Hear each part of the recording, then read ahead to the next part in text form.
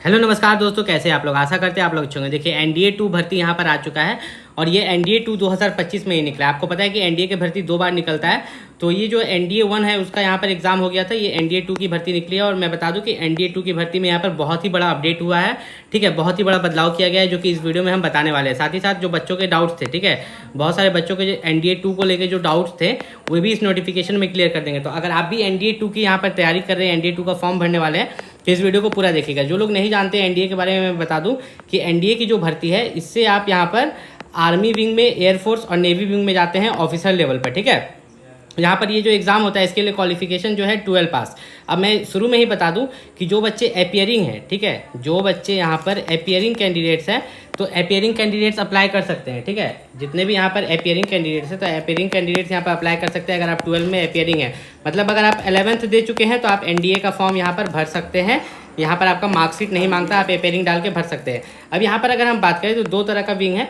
एक है आपका यहाँ पर आर्मी विंग, ठीक है, एक है आर्मी विंग और दूसरा है आपका नेवी और एयरफोर्स, ठीक है, नेवी और एयरफोर्स। तो इन दोनों में यही अंतर है कि आर्मी में आप किसी भी सब्जेक्ट से 12 पास है, ठीक है, साइंस, कॉमर्स, आर्ट्स किसी से भी पास है, तो आप आर्मी विंग के लिए अप्लाई कर सकते हैं। नेवी और एयरफोर्स के लिए आपको 12 साइंस से चाहिए, वो भी फिजिक्स, केमिस्ट्री और मैथ। अब हम बात करेंगे यहाँ पर एनडीए में क्या अपडेट किया गया है। उससे पहले हम बता दें कि आपका जो एप्लीकेशन फॉर्म का डेट है, ठीक है, तो ये शुरू हो गया है 28 मई से। कब से? 28 मई से, मतलब आज से इसका फॉर्म अप्लाई शुरू हो गया। आप फॉर्म अप्लाई कर सकते हो रजिस्ट्रेशन करने के बाद।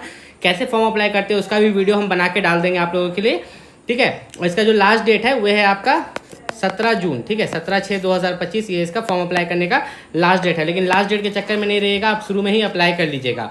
अब यहाँ पर अगर नीचे हम थोड़ा सा जाएँ तो थोड़ा सा नीचे जाने पर आप यहाँ पर देखिएगा इसके बारे में यहाँ पर डिटेल में दिया गया है, ठीक है।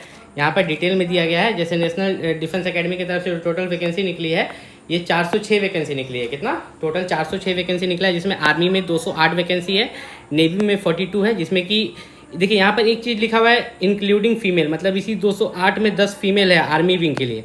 नेवी विंग के लिए 42 वैकेंसी है, इसी में 5 फीमेल के लिए रिजर्व्ड है।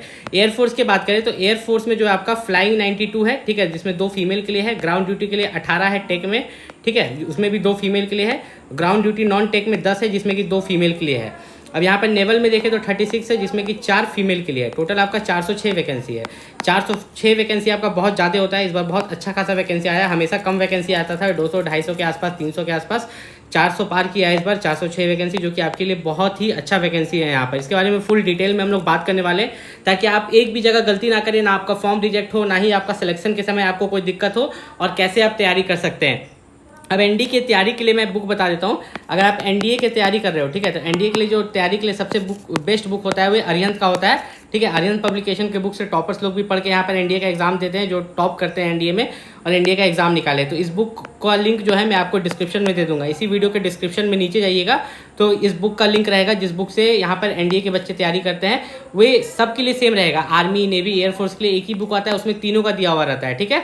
सिलेबस सेम रहता है, बस क्वालिफिकेशन फॉर्म भरते समय थोड़ा सा अलग रहता है। सिलेबस तीनों के लिए यहाँ पर सेम रहता है। अब यहाँ पर मेनली अगर हम बात, क्योंकि जो आर्ट्स पढ़ा है उसको भी साइंस वाला वहाँ पर एग्जाम क्वेश्चंस अटेम्प्ट करना ही पड़ेगा, ऐसा नहीं कि वो क्वेश्चंस अटेम्प्ट नहीं कर सकता। देखिए, जब अभी आप एग्जाम सेंटर भरिएगा तो एग्जाम सेंटर भरने में गलती मत कीजिएगा, क्योंकि बाद में एग्जाम सेंटर चेंज करने के लिए पैसा लगता है, ठीक है। एग्जाम से कुछ दिन पहले, एडमिट कार्ड आने से पहले एग्जाम सेंटर चेंज करने का ऑप्शन देता है, लेकिन इसमें क्या है कि आप लोगों को यहाँ पर पैसा लग जाता है, फिर 200-250 के आसपास पैसा लग जाता है। तो इससे अच्छा आप चेंज करिएगा ही मत। अब मेनली अगर हम यहाँ पर बात करें तो यहाँ पर क्वालिफिकेशन मैंने बता दिया था कि आर्मी विंग के लिए नॉर्मल 12 पास किसी भी स्ट्रीम से, और एयरफोर्स और नेवी विंग के लिए 12 पास लेकिन पीसीएम से, फिजिक्स, केमिस्ट्री, मैथ से। तो यहाँ पर जो 12 पास किसी भी स्ट्रीम से है तो आर्मी विंग के लिए भर सकता है, और जो साइंस से है वो नेवी और एयरफोर्स के लिए भरेगा, ठीक है। साइंस वाला किसी में भी, वो तीनों ऑप्शन में दे सकता है। अब यहाँ पर बात करें तो आपका एज लिमिट क्या दिया गया है, तो एज लिमिट की बात करें तो एज लिमिट आप देखिएगा कि आप अपना डेट ऑफ बर्थ देख लीजिए, ठीक है। 1 जनवरी 2007 और 1 जनवरी 2010, अगर इसके बीच में आपका डेट ऑफ बर्थ आता है, ठीक है, 1 जनवरी 2010 और 1 जनवरी 2007 के बीच में आपका डेट ऑफ बर्थ आ रहा है, तो आप यहाँ पर फॉर्म भर सकते हैं, कोई भी दिक्कत नहीं है। अब मेनली अगर हम बात करें तो बच्चों को यहाँ पर सबसे बड़ा टेंशन था कि अपियरिंग कैंडिडेट भर सकते हैं कि नहीं, वही चीज़ ये क्लियर नहीं कर पाए थे। तो मैं बता देता हूँ, यहाँ इन्होंने साफ साफ लिखा है कि अपियरिंग कैंडिडेट भी अप्लाई कर सकते हैं, जो कि मैं आपको यहीं पर दिखा देता हूँ, ठीक है। यहाँ पर आप देखिएगा तो एक यहाँ पर अपियरिंग कैंडिडेट के बारे में भी डिटेल में दिया गया है। Candidates who are appearing in class 12 examination can apply, ठीक है। लेकिन एसएसबी इंटरव्यू से पहले उनका रिजल्ट आ जाना चाहिए। तो एसएसबी इंटरव्यू में तो बहुत ज़्यादा समय है, अभी कोई दिक्कत नहीं है, अभी तो आप फॉर्म अप्लाई ही कर रहे हैं। तो यहाँ पर देखिए आर्मी विंग का क्वालिफिकेशन दिया है कि 12 पास किसी भी स्ट्रीम से है तो आप यहाँ पर फॉर्म भर सकते हैं। और एयरफोर्स और नेवी विंग का यहाँ पर दिया गया है 12 पास पीसीएम से होना चाहिए, फिजिक्स केमिस्ट्री मैथ, बायोलॉजी से भी नहीं, ठीक है। अब यहाँ पर बहुत लोग वीडियो पूरा नहीं सुनते, फिर बाद में बोलते हैं कि कास्ट यहाँ पर इस चीज़ को लेकर डाउट है, इस चीज़ को लेकर डाउट है। तो नहीं, आप यहाँ पर वीडियो पूरा देखिए, आपका हर एक डाउट यहाँ पर क्लियर हो जाएगा।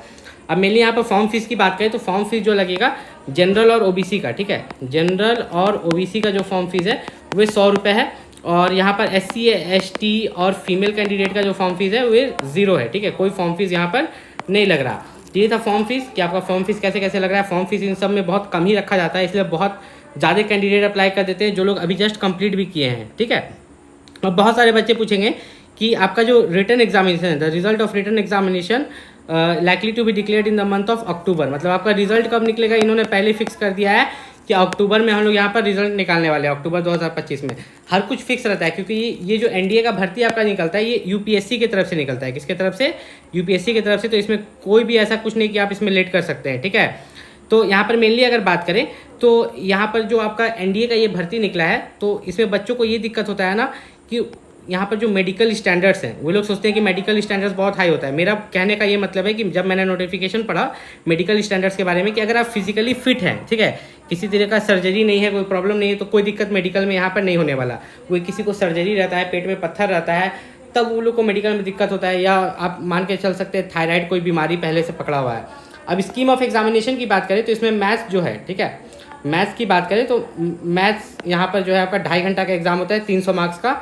जनरल एबिलिटी 600 मार्क्स का, इसमें भी आपको 2.5 घंटे का समय दिया जाता है।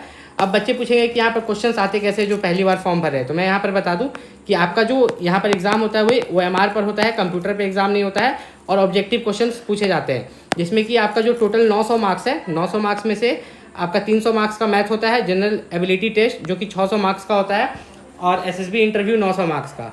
तो टोटल आपका जो हो गया 900 इधर हो गया, 900 इधर हो गया, टोटल 1800 में से यहाँ से आपका फाइनल कटअप बनता है।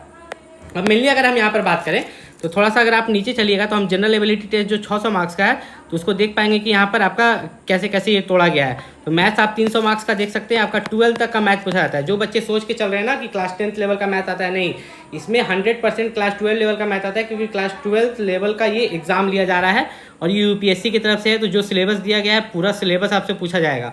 वहीं पर जनरल एबिलिटी टेस्ट की बात करें जिसमें कि 600 मार्क्स है, तो 600 मार्क्स को बाइफर्केट किया गया है। उसमें इंग्लिश 200 मार्क्स का रखा गया है, जनरल नॉलेज 400 मार्क्स का रखा गया है। तो ये जो इंग्लिश 200 मार्क्स का है ना, तो इसमें आपको आपका ग्रामर टेस्ट लिया जाएगा, वोकेबुलरी से क्वेश्चन आएगा, कॉम्प्रीहेंशन से, कॉम्प्रीहेंशन किस तरह, एक ऐसे कॉम्प्रीहेंशन आ जाएगा, उससे 5-6 क्वेश्चन रहेंगे, इस तरीके से आता है, ठीक है। तो मतलब आपको इंग्लिश जो है वो पढ़ने आना चाहिए, साथ ही साथ इंग्लिश का आपका ग्रामर अच्छा होना चाहिए, वोकेबुलरी अच्छा होना चाहिए। जो बुक मैं बता रहा हूँ ओरिएंट पब्लिकेशन का, जिसका लिंक मैंने डिस्क्रिप्शन में दिया है, उसमें हर कुछ डिटेल में दिया हुआ है, आपको कोई दूसरा बुक लेने का जरूरत ही नहीं पड़ेगा। अब यहाँ पर अगर हम बात करें जनरल नॉलेज के बारे में, तो जनरल नॉलेज आपका यहाँ 400 मार्क्स कंटेन कर रहा है, जो कि बहुत ज़्यादा मार्क्स कंटेन कर रहा है। तो इसमें आपको स्कोर करना बहुत ही ज़्यादा जरूरी है, जिसमें आपसे फिजिक्स से, केमिस्ट्री से, जनरल साइंस से, सोशल साइंस से, ज्योग्राफी से और करेंट इवेंट्स से यहाँ पर क्वेश्चंस पूछे जाते हैं जनरल नॉलेज में। तो जनरल नॉलेज आपका यहाँ पर अच्छा होना चाहिए। मेनली अगर मैं बात करूँ तो इसमें जो आपका फिजिक्स है, देखिए फिजिक्स का ये वाला सिलेबस है, आप इसका स्क्रीनशॉट ले सकते हैं। फिजिक्स के बाद जो ये आपका केमिस्ट्री है, केमिस्ट्री का ये सिलेबस है। याद रखिएगा कि इसमें सिलेबस से बाहर नहीं आता, जो आपका सिलेबस दिया गया है वो सिलेबस से ही आपका पूछा जाएगा। अब यहाँ पर अगर बात करें तो आपका जो है special instruction to candidate for the objective type test, याद रखिएगा आपका जो ऑब्जेक्टिव टाइप टेस्ट होता है वो OMR पर होता है। तो घर में प्रैक्टिस कीजिएगा, भले मोबाइल पर ऑनलाइन टेस्ट, मॉक टेस्ट दीजिएगा, लेकिन OMR का भी ध्यान दीजिएगा। देखिए अब यहाँ पर नेगेटिव मार्किंग भी रहेगा। नेगेटिव मार्किंग क्या कितना है? 1/3, ठीक है, 1/3 नेगेटिव मार्किंग है। ये आपका मैथ का पेपर में है, किसमें? मैथ का पेपर में, जिसमें आपको यहाँ पर ज़्यादा मार्क्स दिया जा रहा है, उसमें नेगेटिव मार्किंग भी आपका ज़्यादा रहेगा। जैसे कि अगर हम यहाँ पर ऊपर जाए थोड़ा सा, तो यहाँ पर नेगेटिव मार्किंग के लिए अगर हम देख लें तो आपका जो यहाँ पर मार्किंग स्कीम आप देख रहे हैं, ठीक है, तो यहाँ पर general ability test total 600 marks का यहाँ पर एग्जाम हो रहा है, ठीक है।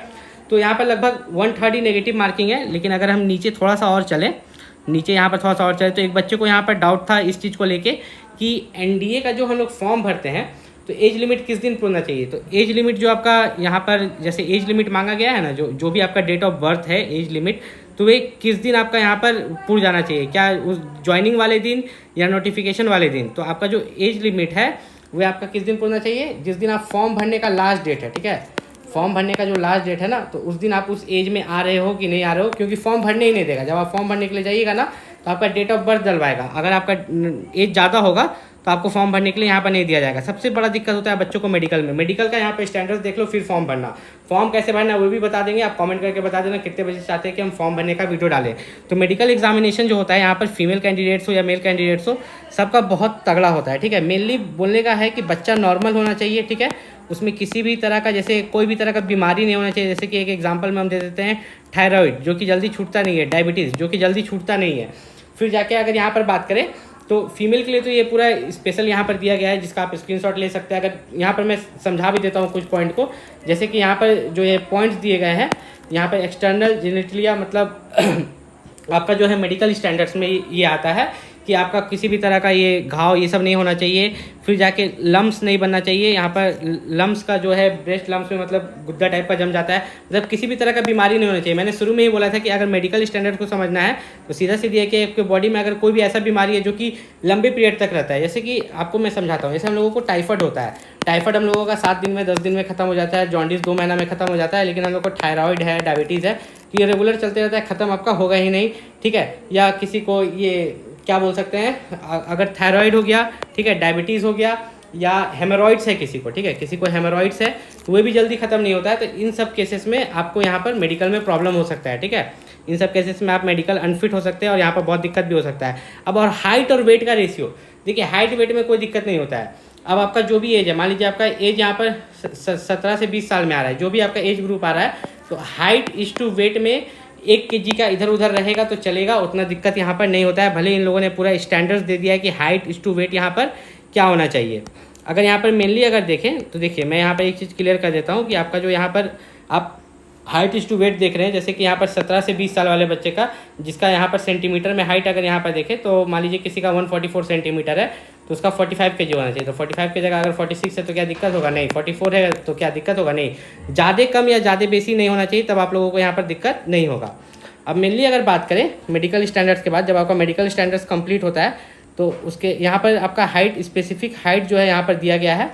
देखिए स्पेसिफिक हाइट यहाँ पर notes for male candidate, the minimum and maximum weight on height will be standards. और यहाँ पर उतना दिक्कत नहीं होता है। मैंने जितना सुना है कि जो मिनिमम एक्सेप्टेबल हाइट है 157 सेंटीमीटर, जो यहाँ पर कैंडिडेट है अगर उनका 157 सेंटीमीटर है जनरल कैंडिडेट का, फिर जो लद्दाख रीजन से हैं उनको 155 सेंटीमीटर का दिया जाता है। कोई ऐसा रीजन है जहाँ पर हाइट कम होता है, ठीक है, तो वहाँ पर हाइट में आप लोगों को छूट दिया जाता है।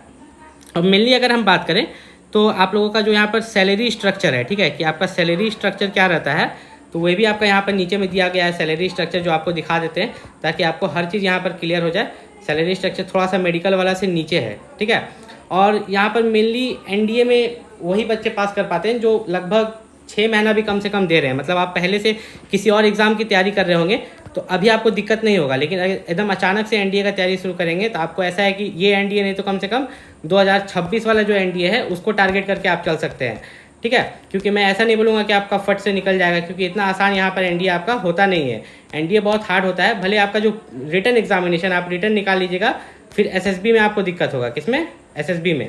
अगर यहाँ का आपका पेमेंट का देखें तो पेमेंट यहाँ पर कैसे दिया जाता है उसके बारे में डिटेल में दिया गया है। यहाँ पर आपको मैं बता देता हूँ। देखिए मेनली जब हम यहाँ पर थोड़ा सा नीचे आएंगे तो यहाँ पर लिखा है कॉस्ट ऑफ ट्रेनिंग। आपको 3 साल के लिए ट्रेनिंग पे पहले जाना पड़ता है, ठीक है। ये जो 3 साल का ट्रेनिंग के लिए जाते हैं तो आपके पास 3000 pocket money per month. Normally this expenses are not exceed to 3000। Parents और guardians of candidate will however be required to meet. देखिए आप जब ट्रेनिंग पर रहेंगे तो आपका जो पहला साल रहेगा उसमें जो पॉकेट एक्सपेंसेस रहेगा 3000 पर मंथ का, वह आपको बियर करना पड़ेगा, ठीक है। 2500 per month for the period of training में be granted by the government whose parents income. अगर आपका पेरेंट्स का इनकम 45,000 से कम है तो उल्टा आपको 2500 पर मंथ उन्हीं की तरफ से मिलेगा, ठीक है। लेकिन जब आप यहाँ पर ट्रेनिंग कंप्लीट कर लेते हैं 1 साल का, उसके बाद शायद आप 3 साल के लिए फिर जाते हैं, ठीक, तो फिर आपका पैसा बढ़ जाता है। लगभग आपका अगर यहाँ पैसा हम लोग देखें तो आपको जो यहाँ पर मिलता है, थोड़ा सा नीचे चलते हैं कि आपको यहाँ पर पैसा क्या दिया जाता है। तो पैसा जो लगभग 80,000 रुपये पर मंथ से आपका स्टार्ट होता है। कितना? 80,000 पर मंथ, ठीक है। 80,000 पर मंथ से यहाँ पर स्टार्ट होता है, जो कि जो भी देखिए आपका जो स्टाइपेंड होता है ट्रेनिंग के समय, जब आप 3 साल वाले के लिए जाते हैं, ठीक 3 साल वाले के लिए जाते हैं, जब आपका ट्रेनिंग लगभग मतलब वो मेन ट्रेनिंग जो होता है आपका, मेन ट्रेनिंग में जब आप जाते हैं तो आपका जो स्टाइपेंड रहता है 56,100 पर मंथ, ठीक है, लेवल 10 का 56,100। तो ये बेसिक पे है, ध्यान से समझिए, ये जो है आपका बेसिक पे है। यहाँ पर आपका जो हो गया, इसमें फिर आपको मिलता है लेफ्टिनेंट में आप यहाँ पर ज्वाइन करते हैं, लेफ्टिनेंट से फिर मेजर रैंक तक जाते हैं, तो आपका ऐसे बढ़ते जाता है सैलरी। 56,000 बेसिक पे से 61,000, फिर 69,000, फिर ऐसे ऐसे करके आपका सैलरी बढ़ते जाएगा। अब बेसिक पे के हिसाब से अगर हम बात करें कि आपका सैलरी क्या होने वाला है, तो चलिए यहाँ पर चलते हैं।